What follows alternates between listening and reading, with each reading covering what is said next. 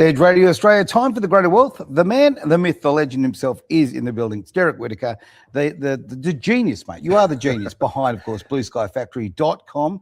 And if you want to lift your education when it comes to finance and basically find your way to your greater wealth, to your life purpose, get onto it. edgeradioaustralia.com. Got the link there, but otherwise you can go directly there at blueskyfactory.com. Too easy. Derek, what are we going to talk about today? I'm feeling Asian vibes. We focus a lot on the United States, we the do. biggest economy in the world. Yep. But we can't ignore Asia right now. No, they definitely have cannot. passed, particularly Japan and South Korea. I've been telling my students for the last few years, whatever you do, keep your eye on Japan, keep your eye on Japan, keep your eye on Japan. Okay. I sense something is going to come out of Japan, and I'm starting to see things line up. The big risk that has been in play with Japan is the reverse carry trade. Now, what is that, mate? Because that's certainly not something I'm across. So for a lot of time, you could borrow money really cheaply in Japan for next to nothing. Yes. And what people would do was they would carry that money over to other investments. They could get them a higher yield. So let's say you're borrowing money at like 1%. Sure. And you go put it in some bonds or whatever, you yield, you get 5%. You're making a 4% difference. What a great ticket. Okay. Yep. And they've been doing this, big institutions, for a long time. Now, about, I think it was 2025, 2024, around that time, they decided Japan was going to increase its interest rates up. Okay. And this caused a big spook in the markets because suddenly it's costing you more to borrow money elsewhere. And what happens in those situations in the trading world is what we call margin calls. So what happens is people will then borrow on that equity and borrow on on that, and kind of a snowball effect. So what they do is, if you have, $100,000 in a trading account, the broker will say, well, in your margin, they'll go, we'll give you another 100,000 to trade with. You just doubled that exposure potentially. You're paying interest on that money that you're borrowing if you use it.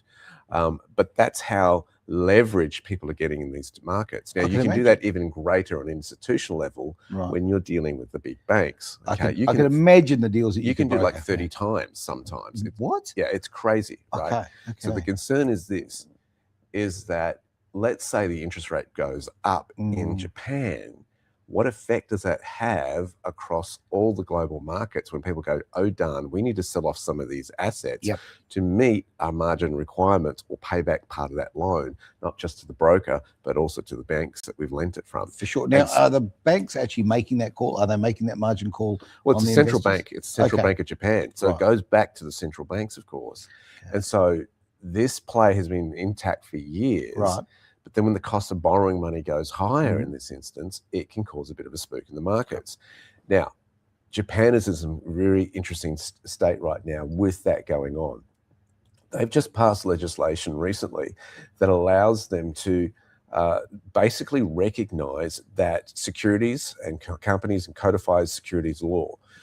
And what it is the Financial Instruments and Exchange Act. Now, this is kind of like the US version of the Clarity Act, which is allowing cryptos to be recognized as legitimate instruments, which also means they'll be taxed differently. I can imagine. Japan is very well set up for the crypto world, further ahead than a lot of other nations are globally. Because of a technical sense, because they're so technologically advanced? I think so. I mean, think about it. Like when you've got an island that's islands that are small, you don't have the natural resources like a place like Australia has, right? So true. So you have to get creative in terms of how you build wealth in these nations. This is why, like Singapore, for instance, is so big on banking. I can imagine, absolutely. Because it's the center of so much of central, banking, it's kind of the crossover between the East meets West. It's positioned itself that way. It's trying to emerge more as the new Hong Kong in a sense. And so when you've got these kind of nations that are very savvy, they have to find other ways to make money when they don't have the land available. Now, you said before about Japan with the fact that they're very low interest rates from the central bank. Now, is this, I'm running back through history a little bit, was that something that came into play that maybe had a lot to do with the incredible growth of Japan, particularly in the late 70s, but through the 80s? Is that a big part of that? That's a big question. I haven't looked at that far back, to be frank with you, Aaron. I'm old, mate. What can I say?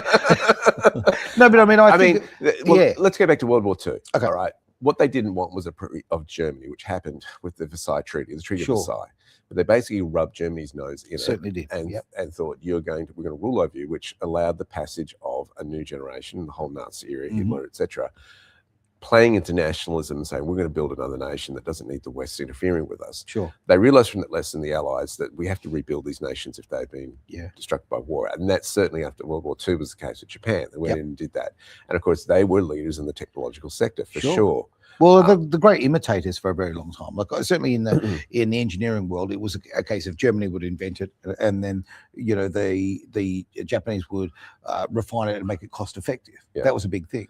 So I wasn't sure. The reason I asked that is because a lot of manufacturing was up and up and up through that time, and it almost seemed to me, outside looking in, like there was cheap money available. Well, we've also seen China rise up as the manufacturing center of the world. Okay, and now we're starting to see other nations emerge into that sector, like Vietnam.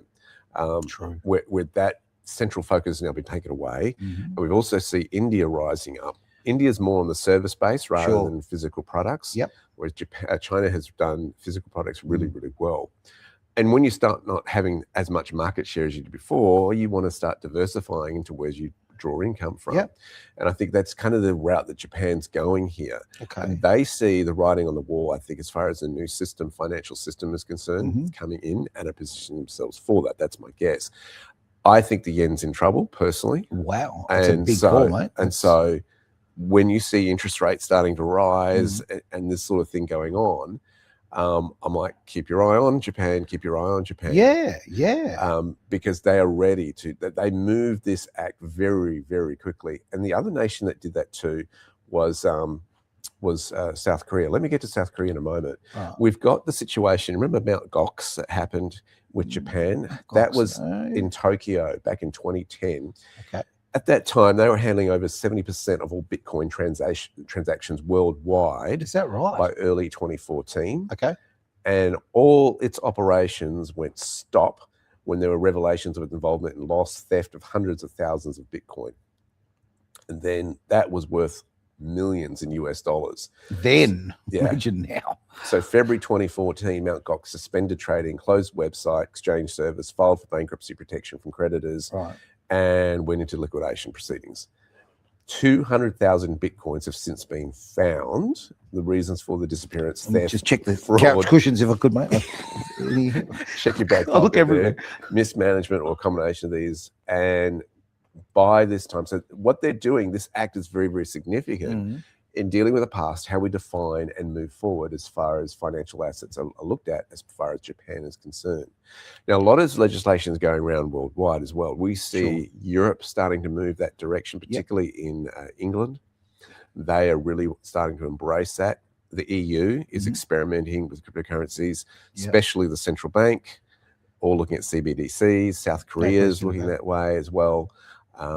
But my focus today is particularly on Japan, is like, okay, watch this space, because you wonder in the relation to things moving, the financial system, I've been saying this a lot to my students, and that this financial systems are changing quietly behind the scenes.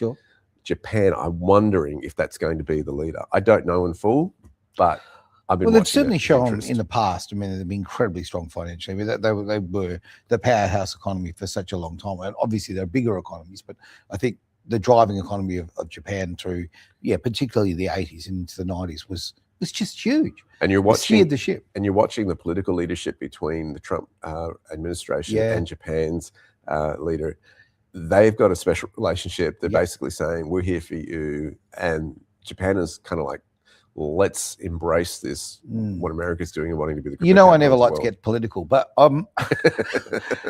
you can't help but be impressed, and I say that the tongue so firmly in the cheek, with the way that Anthony Albanese actually spoke to the leader of Japan recently. The disrespect is off the charts as far as talking about her in, I would just say, in a non-professional way on podcasts and that sort of thing. And why I say this is, so much in the media, and I don't want to be here just on the Trump bandwagon here, but the reality is the media just pushes this terrible narrative, Trump bad, Trump bad, Trump bad. And you see he's developing a really good relationship with a very, very powerful economy that both countries can do so well out of.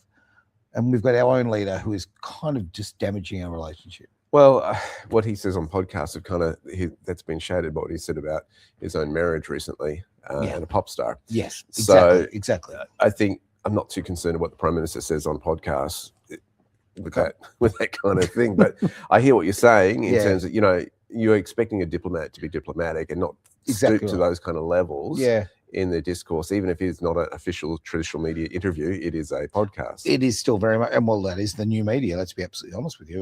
81% of media is taken that way these days. So, I don't want to get too far off the subject. It's just a case of strength in these relationships is really important. And why in the world would you be talking about another leader of a prominent nation in that way? It harms business. It harms our relations with others. It harms our trade. So for me, what I see Trump doing and other countries who are building that up, it's the smart way to go. Yeah, I mean, Trump has also joked about paying off the national debt in the United States with Bitcoin, writing a check from Bitcoin, as he puts it. And of course, he certainly understands crypto because his company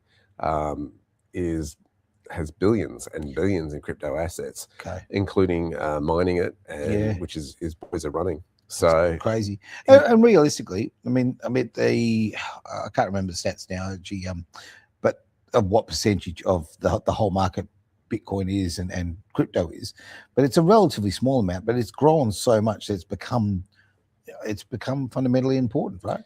It's going to, I believe, scale because the technology is there to have real world utility. Exactly. Which cuts a lot of the administration costs. Huge amount. In the banking sector, administratively wise. So, and also time and better service to customers, and the fact that you can do a cross-border exchange internationally in seconds as opposed to a week. That's right. 3 to 5 days. Absolutely. So that from that from a international business perspective is really, really important as well. I mean, it's like this. There's always some uncertainty when you're doing business with someone internationally, because the uncertainty in the back of your mind is jurisdictively, where do we stand here, right? It's a great point. And so, if this goes wrong or somebody tries to do the dirty on me, what jurisdictive right can I fall back on? Okay. And I think you do a lot of deals where it's like, well, 50% now, 50% in completion. That's sort of transaction internationally. It's a safe medium, isn't it? But when you've got transactions that can happen in seconds, rather than have they done the transaction yet, there's delay, 3-5 seconds, it kind of builds a little bit more trust on that factor in terms of, okay, who I'm dealing with is serious about what we're doing. Good point.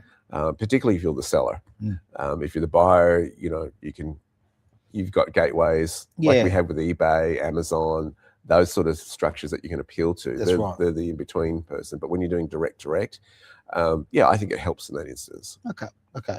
You mentioned Korea before. Obviously, we're talking about South Korea, because of the political lines there. Now, South Korea has some very, very, very big businesses that are, the big one that seems to be behind just about everything, say Samsung, is absolutely massive. LG is another one. With these sorts of Kia, yeah, absolutely. They're all sort of, there's a huge crossover. Obviously, Hyundai and Kia are the same parent, have got the same parent company. We're talking about a big part of their economy. If they're changing in this way, how do I put this? What effect does it have to consumers, say, in Australia? What effect does it have to consumers in Australia? I think it's more the effect of business in Australia. Okay. In the fact that doing business internationally again gets easier if it's on crypto exchanges. Sure. In terms of payments, when those payments are made, how efficiently they're done. I think that's the big factor here.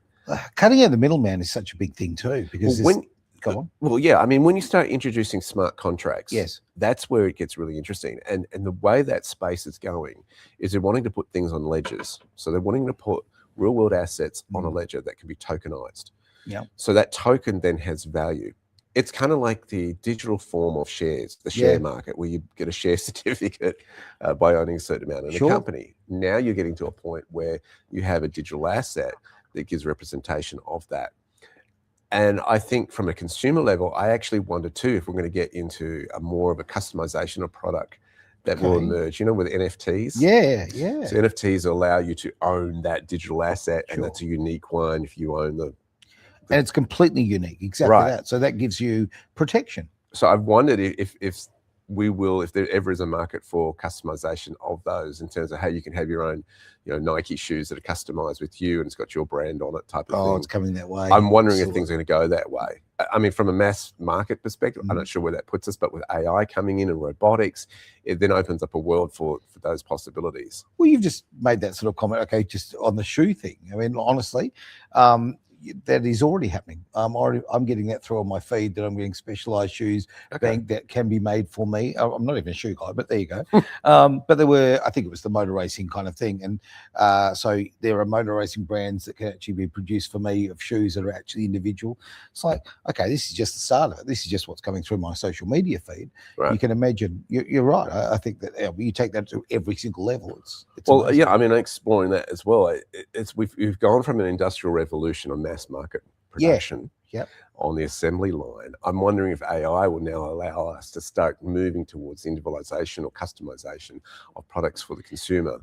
That's a great thing. I'm wondering if that will go because the AI can compute it a lot quicker than we could on mass market. Well, if you get in there, type exactly what you need, like we do with AI right now, or we ask it verbally what we want it to produce. I mean, you could do that with a shirt. The only restrictions I see with AI are, one, your imagination, two, legislation. And I think those are the biggies. But yeah, it's rolling out really fast. It really is. Okay. Swinging back to the sort of Asian sector then, what are your thoughts on how that'll change that side of the trade?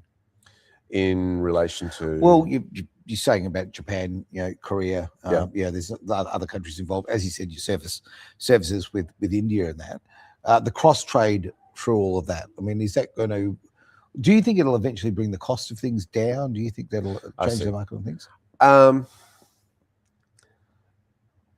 There is a lot of talk about universal income. Yes, there is a lot of talk about that. And how many jobs will go and that sort of talk.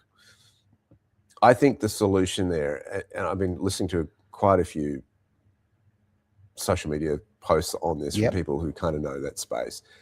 I think when humans are creative, anything is possible. So I think there's two views to it. There's the doom and gloom is that everybody won't be working, will be done. I think the jobs will go to those who know how to use AI. I think that's where the crossover will happen. I also think that there will be a situation where you just can create.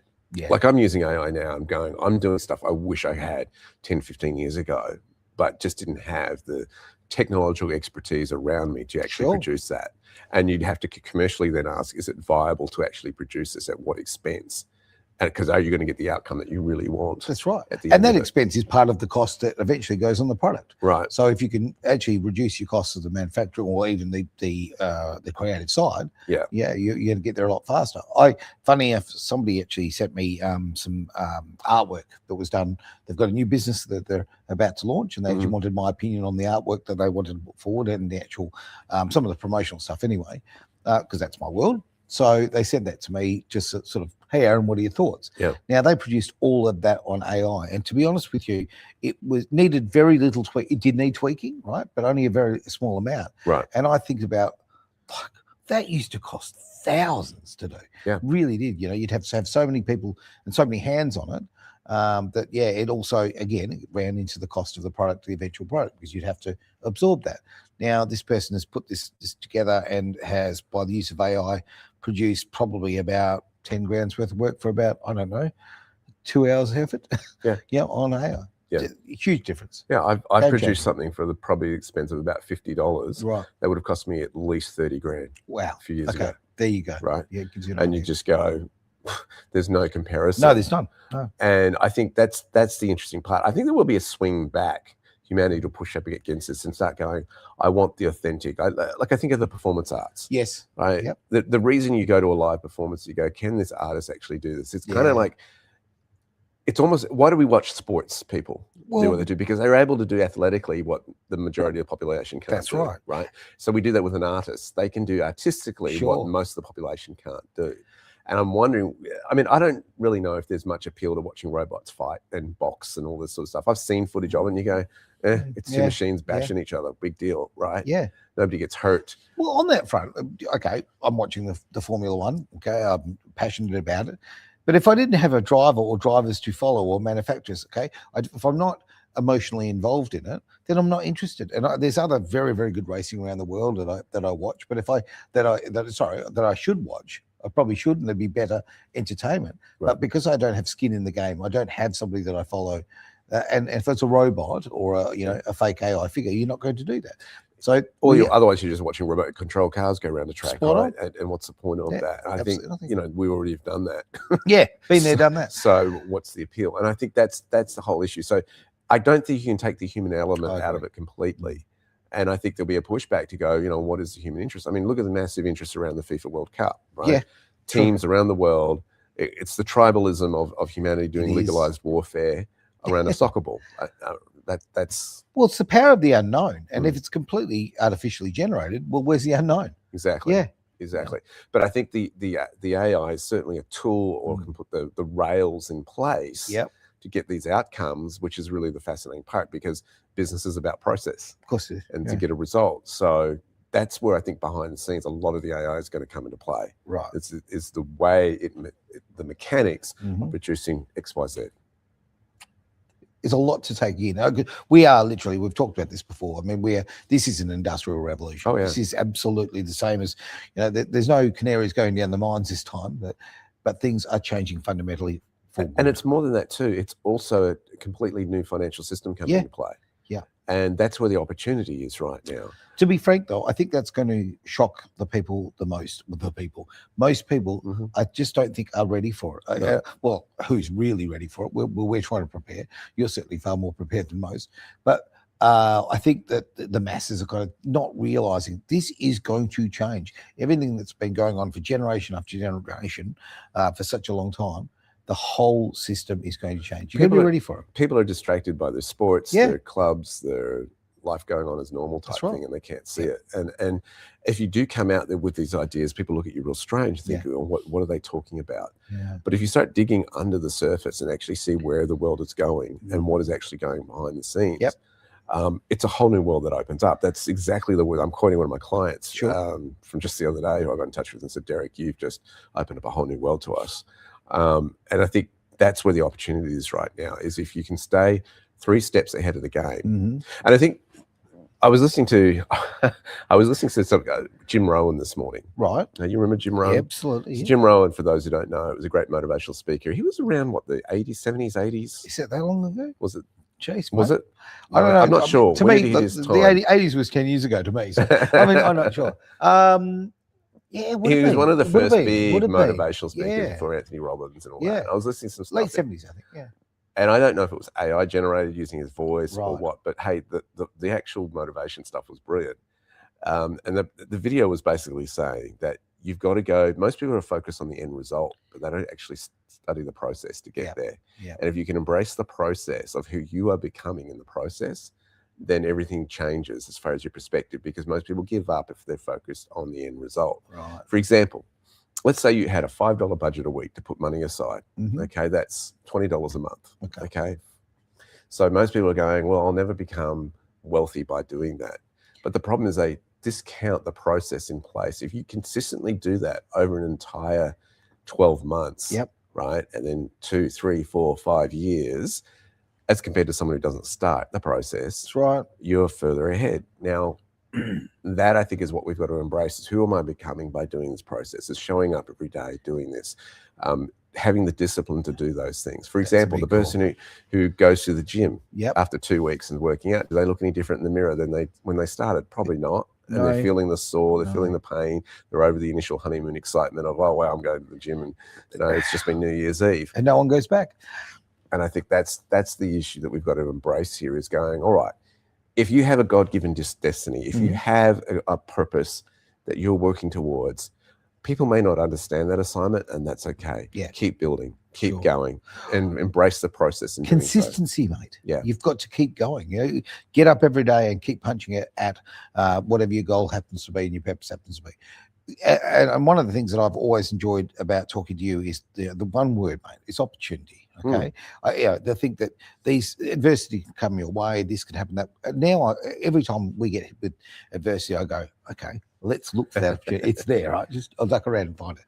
It is always there. Mm-hmm. So, I mean, these days with AI, with the changing markets, all that sort of thing, with the changing financial system, don't be going, there's no doom and gloom here. This is an opportunity. It is. I mean, you have to view it this. I mean, you can fight AI and hope it goes away. It's not going away. No. And the legislation is desperate behind doing this. I mean, I heard a certain politician express certain things about AI. I'm going, buddy, you're 10 years behind it. Okay. Where it What's is a politician? So what do you expect? And I'm going, you don't understand business.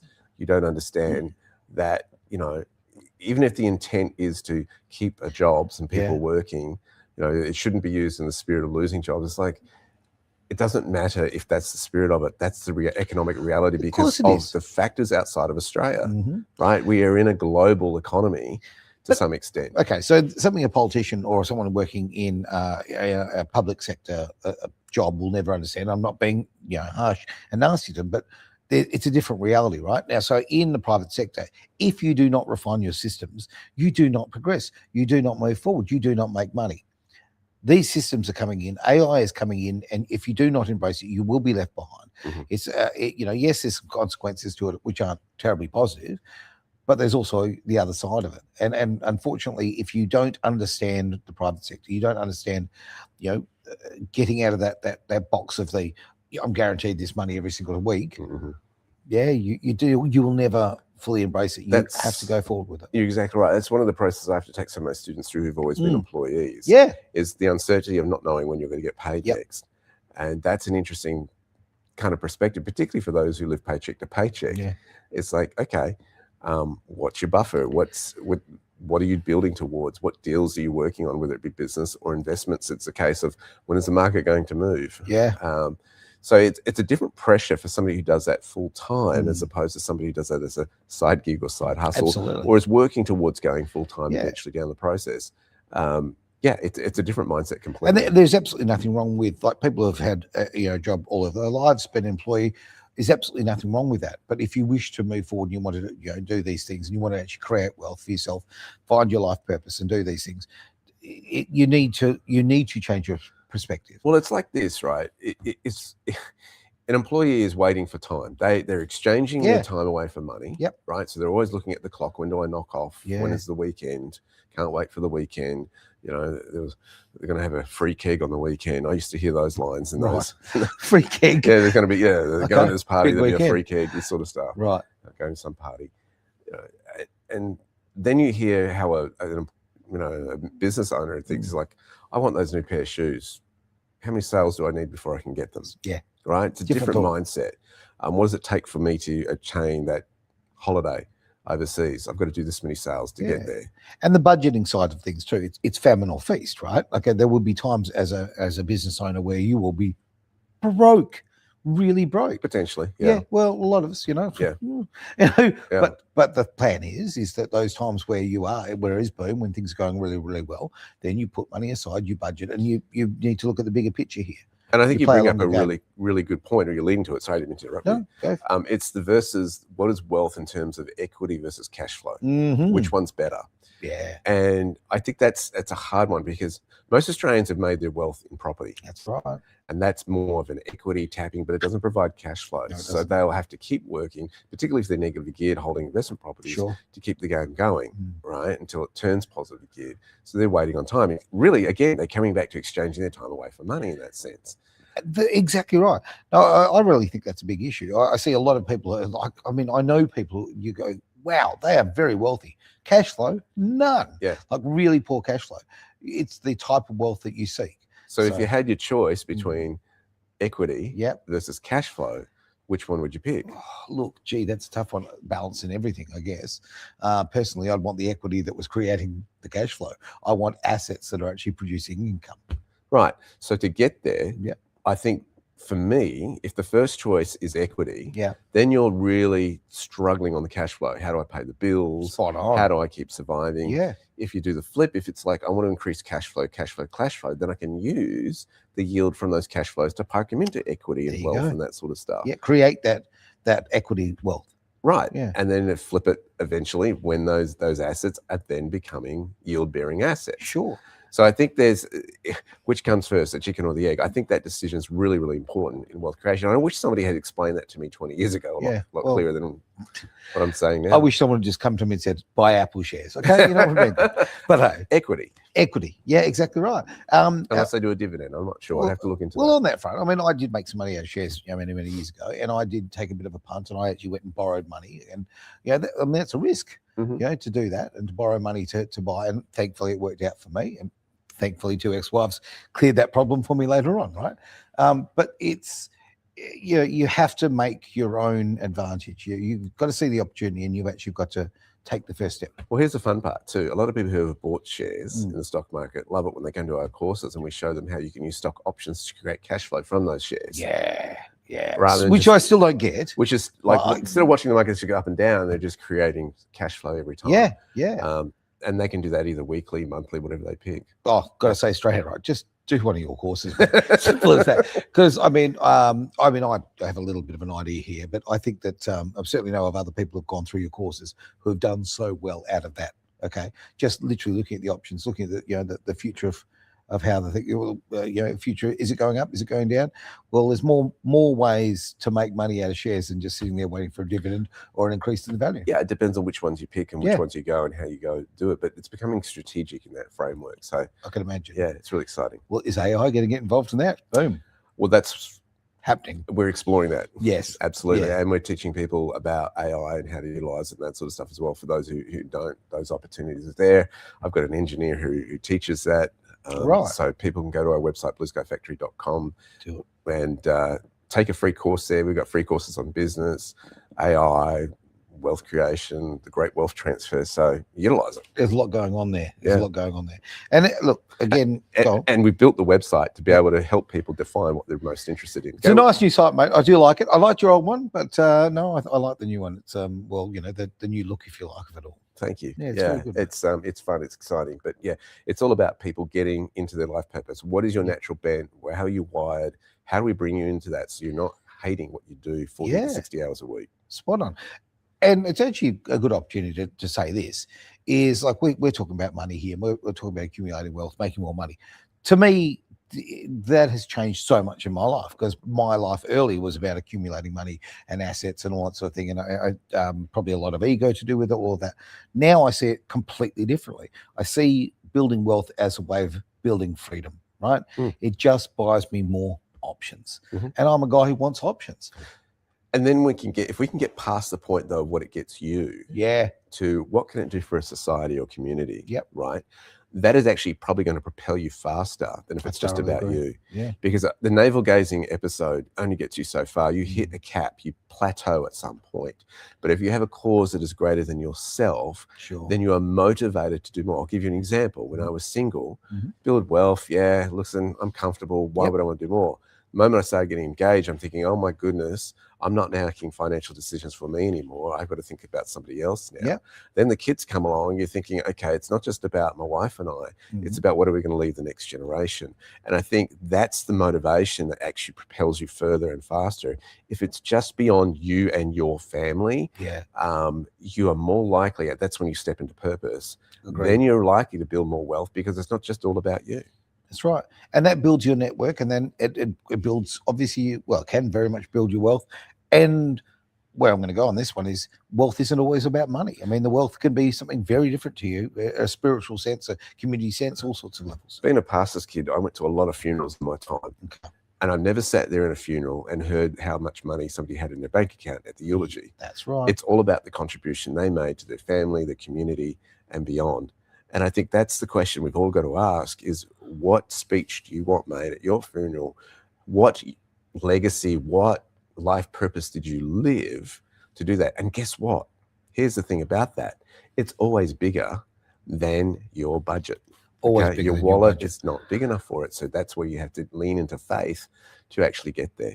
Got a comment coming in here from Josh, Josh MC 5882. We'll just call you Josh. Okay, mate. That also works against you if you can afford to take risks. What are your thoughts on that? I'm not sure of the question. Yeah, my apologies. Probably should have pulled it up a bit quicker. There we go.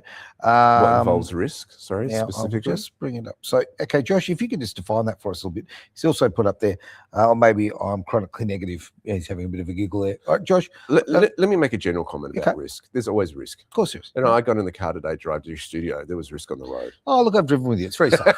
Very safe. Me, on the other hand, not well, so. it's the other people I don't have control over, right? Okay, I might be a safe driver, Very but true. I don't know what other people are going to do. Who's going through some situation? It was a risk crossing the road, getting hit. There's always risk in life. So what are you going to do? Hide in bed all day and do that? Well, the risk to doing that, doing nothing, is that you miss out on what you could have become. That's right. And I think that's the really question you've got to do. There's always consequence for doing something or doing nothing. So many people talk about the fear of missing out. Okay, you have to act. You actually have to act, because regret's a terrible thing to live with. And if you're not living your life purpose, you're not living something that's building for yourself or your family or the community. If you're procrastinating, that step forward never takes place. I've learned I don't want to go I shoulda, coulda, woulda. Yeah. Right. Yeah. I don't want to live with regret. I don't want to get to the point where 65 and people are, you're retiring from your job and you're going, oh, I wish I'd taken the risk of building a business, or I wish I'd taken that investment. There have been opportunities that I have missed, and I learned from that and going, okay, that's not going to happen again. That's right. Right. Well, back in my racing days, there was a rally called the Phone Lee. Anyway, so we'd race in there and all that kind of carry on. And came second in the Phone Lee. And why I bring up why the position I finished, right, is because after I finished second, I found out this thing. I said, what is it? Why is it called the Phone Lee? It's a strange name. If only I'd done this, if only I'd done that, if only I'd break that. Okay, so a bit of a play on words. Now, the truth was, in that particular rally, we were actually winning. Okay, we were going really, really well. And I actually backed off. My co-driver said, mate, we're okay here. So you need to back off a little bit. You're taking too many risks. Right. Well, if only I hadn't backed off a little bit, we would have won, and we end up the second. So it's kind of that, yeah. That stuck with me for many. The irony of it stuck with me for so many years. Now, I'd love to actually bring up Josh's comment. He's clarified for us, which is great. Derek was saying that having a family was motivating him to grow. I was saying yes, but it can constrain the risks you take financially. So, okay, I see. Okay, thanks for that clarity, Josh. Appreciate it, mate. Wealth is more than just finance, money in the bank. I mean, the relationship I have with my wife is so rich. She's my best friend. You're lucky. You're very lucky. Yeah, I thank you.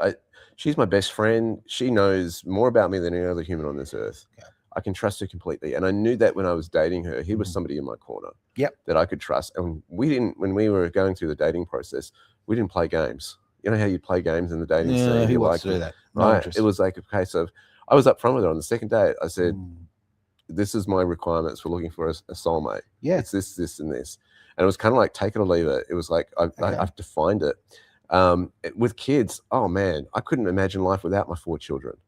Right? You couldn't. The joy they bring us. And yeah, it's hard work. And we homeschool and we're in each other's pockets sometimes. And we have to just leave the house sometimes to just escape and clear our heads. But you know what? That the joy of seeing a child. I mean, I was looking at my youngest today, how tall she's grown recently, right? And she comes up every morning, grabs mum's phone while mum's still sleeping to watch her little YouTube videos, which we're working on. And she comes up and I've got her into the routine of coming up, giving me a hug and giving me a kiss before she disappears with that phone. Now, I love that kiss. I love that hug and the grip there. And we do monster hugs together. Man, I don't care how much that costs financially. You can't replace that. There's no dollar value you can put on it. The dollar value. I mean, I used to do this thing when I'd go through the house, and I would go and when I'd come in from work late at night, come in the early hours, and I'd go and kiss all my kids on the forehead. Okay, and I've had a lot of kids, so there was a lot of kissing. Yeah.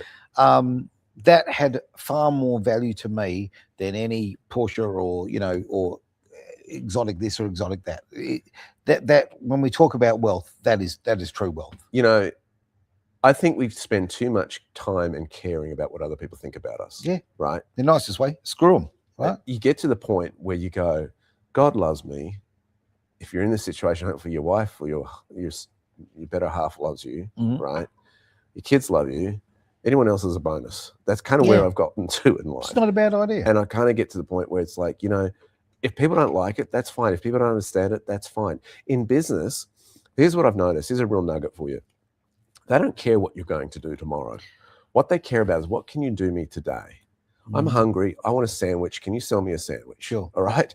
I'm not worried if you can make me the greatest sandwich on earth tomorrow. I'm hungry right now. Okay. Or I've got a leak in my bathroom. I need a plumber. Can you come and fix it today? Sure. I don't want to wait 2-3 weeks when you've got an opening to do that, right? Because I don't have that time, the damage this water leak can do in my bathroom. Okay. Right. And this is the thing about business that I've learned, is that it's all about the customer. And I think we forget that sometimes. What can you contribute to society right now? Yeah. That's what matters. And that's what people are interested in. And long term, if you can build a relationship with those customers, sure, fantastic, where they keep coming back and using your services, bonus, because you're making a difference in their life, no matter what level it is. But yeah, there are some things that you cannot put a monetary value on. And I think those relationships, that's what wealth is. We are all about relationship. We just happen to work in an economic framework. That's right. Again, you know what? All of this building wealth is about buying freedom and options and that, and time to spend with your family. And a beautiful message has come through from Josh. And thank you, mate. I appreciate this. It's great when people send through. It's having a great discussion, Josh. Thank you. It really is. But this is kind of encompasses so much of what we're talking about. Speaking of wealth in the family, my daughter had a baby. I'm officially a grandfather. So round of applause. Congratulations, Josh. That's what it's about. Yeah. Okay. So I mean, why I like to talk about these things is so often people, when we talk about wealth, people see money as an evil thing, or the pursuit of money is an evil thing. Look, I don't. As I say, it gives you so many opportunities to free your time, spend those time with the time with the people you care about. Like what you said about a funeral. There's nobody who says, gee, I wish I spent more time in the office. No one. Exactly. Right? No one. That's biggest regret most guys have when they're on their deathbed, going like, none of them are saying exactly those words. I wish I spent more time at the office. I wish I had my. They want their loved ones around them. They want to gather around them, and they want to be with family those last moments. Congratulations, Josh. That's fantastic. Extremely cool, mate. And I think, Josh has just highlighted something so beautiful here, is that, for me, what has wealth given me, or what has business given me, is the ability to stay at home and watch my kids grow up, right? Yep. So I was doing work from home before people knew what that was. I'd get the strange looks, Sido, and this sort of stuff.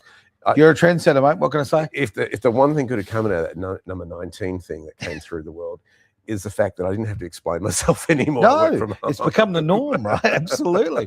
No one wants to go to the office anymore. No, so true. So what are your values? That's where you're going to spend your time. That's where you spend your money, and that's what you're going to focus on.